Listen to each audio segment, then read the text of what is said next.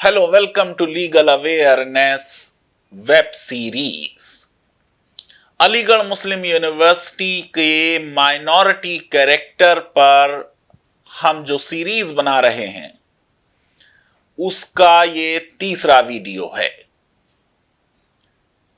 मैं पहले वीडियो में 1920 तक की फैक्चुअल मैट्रिक्स आपके सामने पेश कर चुका हूं। 1920 से लेकर 2024 तक के डेवलपमेंट आपको पेश कर चुका हूं एपिसोड नंबर 2 में। आज हम बात करेंगे 1968 के उस हिस्टोरिक जजमेंट की जिसकी वजह से ये पूरी कहानी शुरू हुई है। ये सुप्रीम कोर्ट की 5 जजेस बेंच का जजमेंट है, Aziz Basha versus union of India.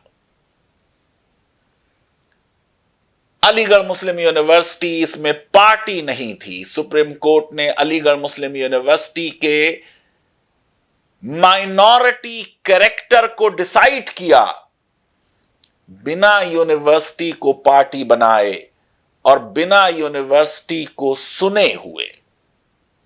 यह नेचुरल जस्टिस के प्रिंसिपल का वायलेशन था। No one shall be condemned unheard. 5 जजेस बेंच को लीड कर रहे थे चीफ जस्टिस वांचू, जो अलीगढ़ में डिस्ट्रिक्ट मजिस्ट्रेट रह चुके थे, एक आईसीएस ऑफिसर थे, बाद में जुडिशरी में आ गए। पहले यह सिस्टम था कि कुछ आईसीएस ऑफिसर्स को ऑप्शन दिया जाता था जज बनने का। बहुत कम अरसे के लिए चीफ जस्टिस ऑफ इंडिया बने और उस दौरान यह बड़ा जजमेंट दिया। क्या था यह जजमेंट? क्या इस जजमेंट के मुद्दे हैं जो 2024 में सुप्रीम कोर्ट के सामने हमने रखे हैं? सवाल है कि क्या सुप्रीम कोर्ट की 5 जजेस बेंच ने अजीज बाशा को सही डिसाइड किया था? अगले एक हफ्ते के अंदर सुप्रीम कोर्ट हमें बताने वाली है कि उसका 1968 का जजमेंट सही था या गलत था, या पार्टली सही था या पार्टली गलत था। सुप्रीम कोर्ट ने अजीज बाशा के केस में कहा कि यूनिवर्सिटी, अलीगढ़ मुस्लिम यूनिवर्सिटी, ना तो मुसलमानों ने इस्टेब्लिश की और ना वो इसको एडमिनिस्टर कर रहे हैं, ना उनको एडमिनिस्टर करने का हक है। सुप्रीम कोर्ट ने कहा कि दरअसल ये यूनिवर्सिटी वजूद में आई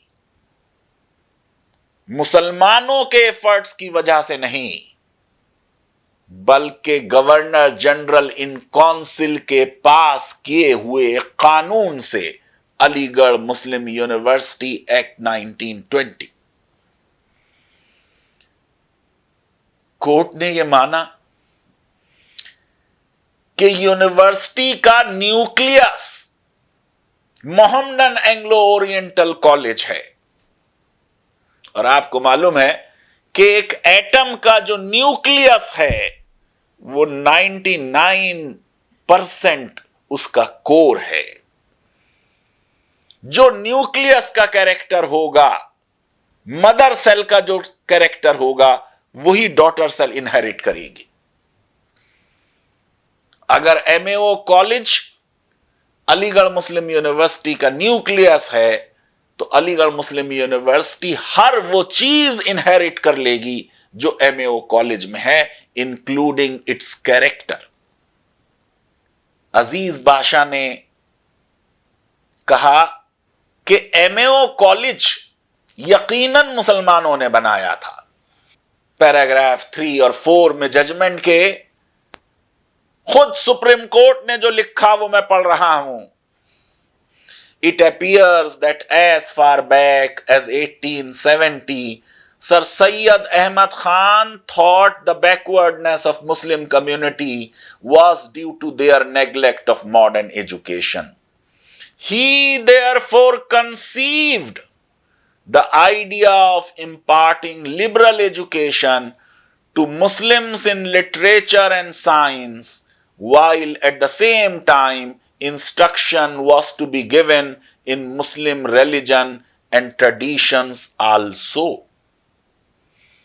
आपको जो मैंने फैक्चुअल हिस्ट्री अपने पहले एपिसोड में बताई थी, उसमें यह बात बताई थी कि मुसलमानों की बैकवर्डनेस और मुसलमान क्यों सरकारी स्कूलों में अपने बच्चों को नहीं पढ़ा रहे हैं। खुद अजीज बादशाह ने इस बात को एक्सेप्ट किया। अजीज बादशाह के जजमेंट में खुद जस्टिस वांचू ने लिखा है, और मैं पढ़ रहा हूं, with this object in mind he organized a committee to devise ways and means for educational regeneration of Muslims. And May 1872 a society called the Mohammedan Anglo-Oriental College Fund Committee was started for collecting subscriptions to realize the goal that Sir Sayyid Ahmad Khan had conceived. In the consequence of activities of the committee, a school was opened in May 1873. In 1876, the school became a high school, and in 1877, Lord Lytton, the then Viceroy of India, laid the foundation stone for the establishment of college. आपको मालूम है, एक 6 जजेस की bench अजीज बादशाह के 2 साल बाद ही 1970 में, लार्जर बेंच है, बादशाह 5 जजेस हैं, very very reverend mother provincial 6 जजेस हैं। उन्होंने कहा एक फिलैंथ्रोपिक इंडिविजुअल इनिशिएटिव ले सकता है to found a minority institution under article 30। Aziz Badshah ने तो खुद ही यह बात मानी थी कि इनिशिएटिव सर सैयद अहमद खान ने लिया। यह भी एक्सेप्ट किया अजीज बादशाह ने कि मुस्लिम कम्युनिटी और सरकार के बीच लॉन्ग नेगोशिएशंस हुई। कॉलेज से यूनिवर्सिटी बनने का सफर लंबा था। 1877 से 1920 आ गया जब यूनिवर्सिटी बनी, और असलियत में तो 22 साल लगे सर सैयद के मरने के बाद। 1898 में उस मुहिम में यकीनन एक बहुत बड़ा, आप समझिए कि उसको करने का जज्बा लोगों में पैदा हुआ कि अब फाउंडर के लिए असली ट्रिब्यूट यह होगा कि वो इदारा जो वो यूनिवर्सिटी बनाना चाहता था उसे यूनिवर्सिटी बना दिया जाए। खुद सुप्रीम कोर्ट ने एक्सेप्ट किया। Long negotiations took place between the association and the government of India which eventually resulted in the establishment of Aligarh Muslim University in 1920 by the 1920 Act. मैं आपको दूसरे एपिसोड में बता चुका हूं कि कॉन्स्टिट्यूशन यूनिवर्सिटी कमेटी से मांगा गया, फाउंडेशन कमेटी से ड्राफ्ट मांगे गए स्टैट्यूट्स के, रेगुलेशंस के। अगर सरकार कोई सरकारी इंस्टीट्यूशन बना रही है तो फिर किसी और से ड्राफ्ट क्यों मांगेगी। फिर यह भी माना अजीज बादशाह ने कि सरकार ने कहा कि पैसों की जरूरत होगी, यूनिवर्सिटी बनाओगे तो खर्चा चलेगा कैसे। टू कन्वर्ट एमएओ कॉलेज, अगर यूनिवर्सिटी बनानी है तो पैसे रेस करो। ये पैसे रेस किए मुस्लिम कम्युनिटी ने सरकार की डायरेक्शन पर। खुद अजीज बादशाह के जजमेंट में लिखा है, and that to because government direction that it will only establish a university if 30 lakhs were collected for the purpose. 2005 में मैंने कैलकुलेट कराया, ये 30 लाख तकरीबन 500 करोड़ इनकी वैल्यू होनी चाहिए थी 2005 में। 2024 में तो शायद 700-800 करोड़ इसकी आज की डेट में वैल्यू होगी। एक एक पाई की सैकड़ों की तादाद में रसीदें इन हाथों ने देखी हैं और इन हाथों ने छुई हैं और इन हाथों ने उनको रखा है। ये 30 लाख का इकट्ठा करना कोई आम और छोटा काम नहीं था। फिर एमएओ कॉलेज से कहा गया कि अपने एसेट्स दो, अपने राइट्स दो, अपनी लायबिलिटीज दो, सब के सब उन्होंने दे दिए। और यह चीज खुद एक्सेप्ट की अजीज बादशाह ने। कहा, it seems that the existing MAO college was made the basis of university and was made over to authorities established by the 1920 Act for administration of university, along with the properties and funds attached to the college, the major part of which had been contributed by Muslims. और मैं आपको बता चुका हूं कि अजीज बादशाह ने यह माना कि एमएओ कॉलेज न्यूक्लियस था। It is true, as is clear from the 1920 Act, that the nucleus of Aligarh University was the MAO college. अगर MAO college न्यूक्लियस था तो फिर तो बात हो गई। जो MAO कॉलेज का कैरेक्टर है, चाहे फिजिकल साइंसेस हो चाहे बायोलॉजिकल साइंसेस हो, वो कैरेक्टर तो आएगा फिर यूनिवर्सिटी में। अजीज बादशाह ने यह भी बात मानी कि यूनिवर्सिटी बनाना, इनकॉर्पोरेट करना, इसके लिए कानून की जरूरत थी। एमएओ कॉलेज को यूनिवर्सिटी बनाने के लिए वो कानून पारित किया गया, लेकिन बाद में उस कानून को देखकर अजीज बादशाह ने बार बार कहा कि AMU was not a minority education institution in the face of AMU Act 1920। यह मेन फाइंडिंग है अजीज बादशाह की कि जो 1920 का एक्ट है उससे यह क्लियर नहीं होता कि यह यूनिवर्सिटी मुसलमानों ने एस्टेब्लिश की थी। मैं आपको बता चुका हूं कि पार्लियामेंट ने 1981 में इसको क्लियर कर दिया, लेकिन फैक्ट यह है कि 1920 के एक्ट में भी अगर उसको ऑब्जेक्टिवली देखा जाए, इनफ है यह दिखाने के लिए और समझने के लिए कि यूनिवर्सिटी किसने एस्टेब्लिश की। Statement of object of reasons 1920 act के अगर देखें तो उसमें साफ लिखा है कि मुस्लिम कम्युनिटी ने रिक्वेस्ट की सरकार से कि एमएओ कॉलेज को यूनिवर्सिटी बना दें। मुस्लिम कम्युनिटी बेनिफिट करेगी इस यूनिवर्सिटी के बनने से, उसकी डिग्रीज की वजह से लोगों को नौकरियां मिलेंगी और ये ऐसी यूनिवर्सिटी होगी मुसलमानों की जिसमें रिलीजियस एजुकेशन भी दी जा सकेगी। ये statement of object and reasons में खुद लिखा हुआ है। एएमयू बेसिकली अल्टर ईगो है एमएओ कॉलेज का। प्रीएम्बल ऑफ द एक्ट में कहा जा रहा है a teaching and residential Muslim university and to dissolve the Mohammedan Anglo Oriental college Aligarh and Muslim University Association and to transfer to and vest in the said university all properties and rights of the said societies and of the Muslim Foundation Committee। यानी MAO college की हर चीज university की हो जाएगी।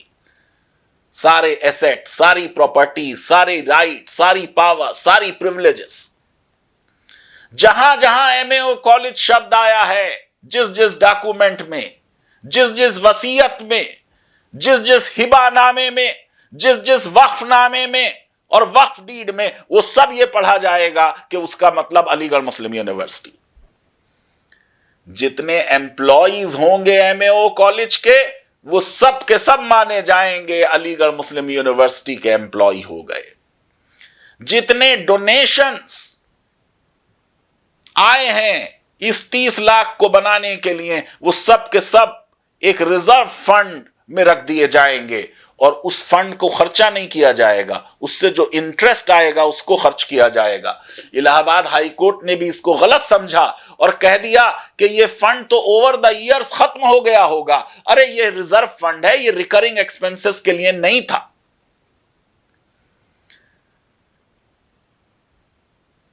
MAO college की बिल्डिंगों के नाम बदलने का हक भी अलीगढ़ मुस्लिम यूनिवर्सिटी को नहीं होगा।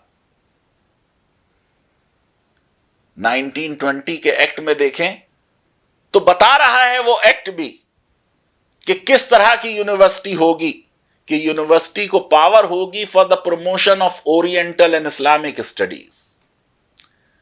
इंस्ट्रक्शन दी जाएगी in Muslim theology and religion. मैं बता चुका हूं आपको ये दूसरे एपिसोड में कि संविधान बनने के बाद इस मैंडेटरी इंस्ट्रक्शन को ऑप्शनल किया गया आर्टिकल 28 की वजह से।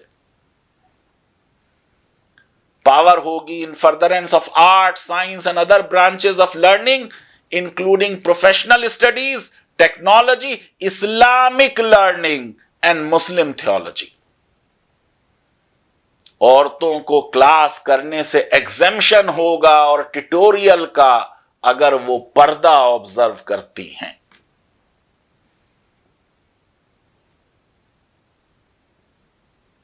एमएओ कॉलेज की विसिनिटी में इंटरमीडिएट कॉलेज और स्कूल बनाने का हक होगा, जहां पे इंस्ट्रक्शन दी जाएगी in Muslim religion and theology.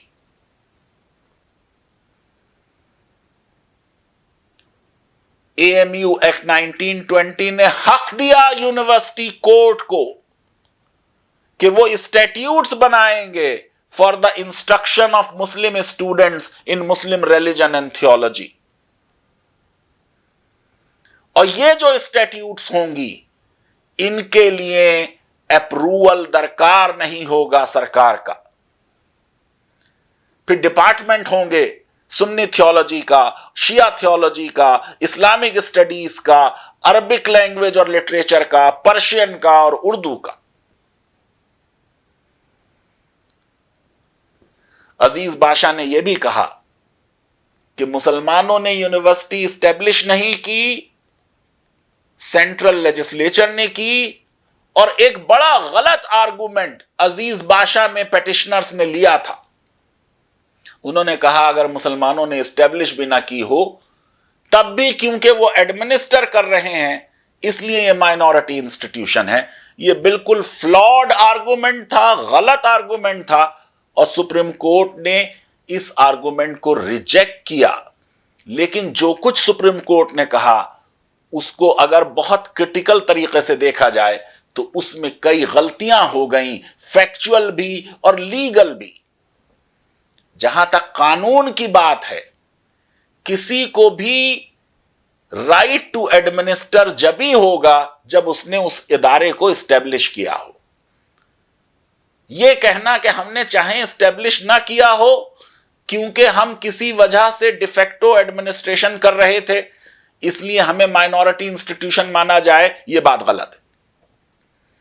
लेकिन जो अजीज बादशाह ने रीडिंग की है 1920 एक्ट की, वो रीडिंग कंट्रोवर्शियल है और on the face of it लगता है गलत है। उन्होंने कहा कि university court supreme governing body है मगर ये एडमिनिस्ट्रेशन नहीं कर रही। एडमिनिस्ट्रेशन तो लॉर्ड रेक्टर कर रहा है या विजिटिंग बोर्ड कर रहा है या सरकार कर रही है। टीएमए पाई में सुप्रीम कोर्ट कह चुकी है, सेंट जेवियर्स के 9 जजेस बेंच जजमेंट में सुप्रीम कोर्ट कह चुकी है, एडमिनिस्ट्रेशन का मतलब होता है डे टू डे एडमिनिस्ट्रेशन।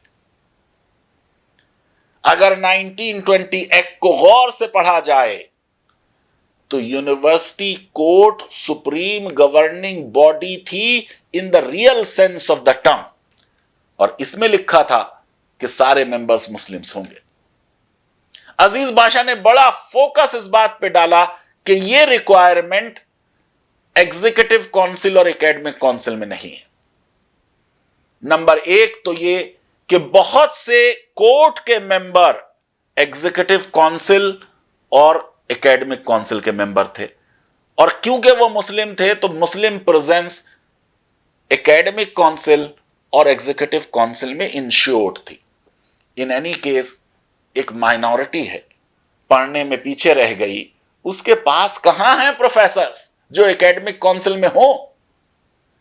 खुद अलीगढ़ के एमएओ कॉलेज में यह प्रावधान था कि इतने परसेंट प्रोफेसर्स यूरोपियन होंगे, तभी तो वो हाई स्टैंडर्ड मेंटेन किया गया था।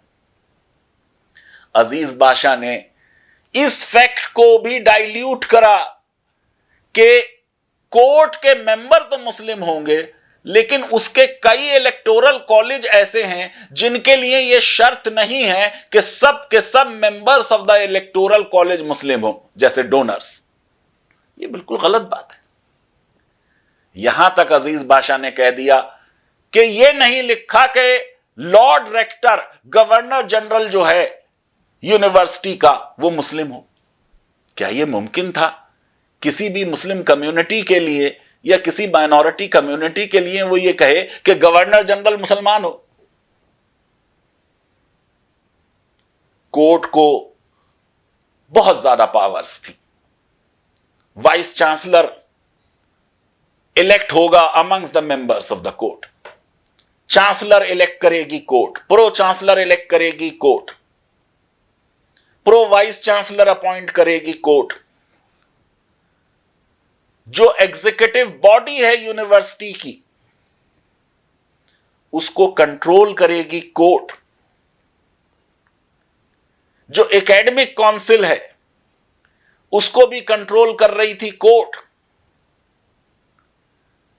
Final authority to review the annual report, to pass the budget, court थी। Final authority to approve the auditors report, court थी। इसलिए यह कहना कि 1920 के एक्ट में एडमिनिस्ट्रेशन मुसलमान नहीं कर रहे थे, यह गलत है। 15 members of academic council were elected to be the members of the court, और कोर्ट का मेंबर जो है वो मुसलमान होना है।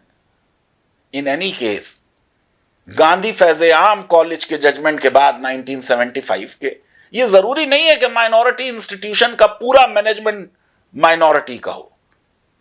और यूनिवर्सिटी को यह कहना कि यूनिवर्सिटी का मतलब लॉर्ड रेक्टर था, यह तो वैसे भी गलत है। जो इनकॉर्पोरेशन क्लॉज है सेक्शन 3, उसमें लॉर्ड रेक्टर नहीं है, उसमें चांसलर से शुरू हो रही है बात। Body corporate first chancellor, pro chancellor, vice chancellor बन रहे हैं। दरअसल जो गवर्नर जनरल और लॉर्ड रेक्टर की पावर थी, वो तो सुपरवाइजरी पावर थी। किसी को राइट टू एडमिनिस्टर है, मगर राइट टू मेल एडमिनिस्टर नहीं है। Aligarh Muslim university mail administer ना हो, इसलिए गवर्नमेंटल सुपरविजन का प्रावधान रखा गया। सारी नेशनल लॉ यूनिवर्सिटीज का विजिटर चीफ जस्टिस है, सारी सेंट्रल यूनिवर्सिटीज का विजिटर प्रेसिडेंट ऑफ इंडिया है, सारी स्टेट यूनिवर्सिटीज का चांसलर गवर्नर है, बहुत सी प्राइवेट माइनॉरिटी यूनिवर्सिटीज का चांसलर गवर्नर है। लेकिन न गवर्नर, न प्रेसिडेंट, न chief justice day to day administration करते हैं। बेसिकली जो 1920 के एक्ट ने किया, फैसिलिटेट किया। जो कुछ मुस्लिम कम्युनिटी कर सकती थी वो उन्होंने कर दिया। कानून वो पास नहीं कर सकते थे, इसलिए कानून पास करने के लिए सरकार के पास गए और सरकार ने उस कॉलेज को इनकॉर्पोरेट कर कन्वर्ट कर दिया from a college to a university. दरअसल अजीज बादशाह जो जजमेंट है, उससे पहले जो जजमेंट दिए गए उनसे भी कंट्राडिक्ट करता है। और उसके बाद भी कई जजमेंट ऐसे आए जिन्होंने बादशाह का नैरो कंस्ट्रक्शन नहीं माना। जैसे मैं आपको बता चुका हूं, वेरी वेरी रेवरेंट प्रोविंशियल ने 1970 में इस्टेब्लिश का मीनिंग सिर्फ टू ब्रिंग इनटू एग्जिस्टेंस नहीं माना, बल्कि टू फाउंड भी माना। इसलिए सुप्रीम कोर्ट में अलीगढ़ मुस्लिम यूनिवर्सिटी ने जाकर यह कहा कि देखिए, आपको अजीज बादशाह के जजमेंट को रिव्यू करना चाहिए। अगर अजीज बादशाह करेक्ट लॉ है तो कोई भी यूनिवर्सिटी किसी भी लॉ के तहत एक माइनॉरिटी इंस्टीट्यूशन नहीं बन सकती, और यह बात अगर होगी तो यह सही बात नहीं होगी, यह आर्टिकल 30 को डाइल्यूट कर रही होगी। केरला एजुकेशन बिल का जजमेंट 1957 का है। मैं आपको पिछले 2 एपिसोड में उसके बारे में बता चुका हूं। उसमें भी एक लिबरल मीनिंग लिया गया था आर्टिकल 30 का। उसमें भी कहा गया था कि देखिए, प्री कॉन्स्टिट्यूशन इंस्टीट्यूशन भी माइनॉरिटी इंस्टीट्यूशन हो सकता है। उसमें भी कहा गया था कि जो चॉइस है, ये डोमिनेंट वर्ड है आर्टिकल 30 का, और ambit of the rights conferred under Article 30 has therefore to be determined on the consideration of the matter from the point of view of educational institutions themselves. Minority को यह हक है कि वो अपनी चॉइस जितनी चाहें बढ़ा लें। अलीगढ़ के फाउंडर्स की चॉइस ये थी कि एक यूनिवर्सिटी हो जो एक्ट से इनकॉर्पोरेट हो, एक यूनिवर्सिटी हो जिसका स्ट्रक्चर ऑफ गवर्नेंस आम यूनिवर्सिटीज की तरह हो, और एक यूनिवर्सिटी हो जो मेल एडमिनिस्टर ना हो, जिसमें सरकार का एडिक्वेट सुपरविजन हो। और उसके बाद के जो जजमेंट्स हैं केरला एजुकेशन बिल के अलावा, वो भी अगर आप देखेंगे तो उनमें भी ये बात बार बार कही गई कि एड हो जाने से, एड मिल जाने से किसी इंस्टीट्यूशन का कैरेक्टर नहीं बदलता है।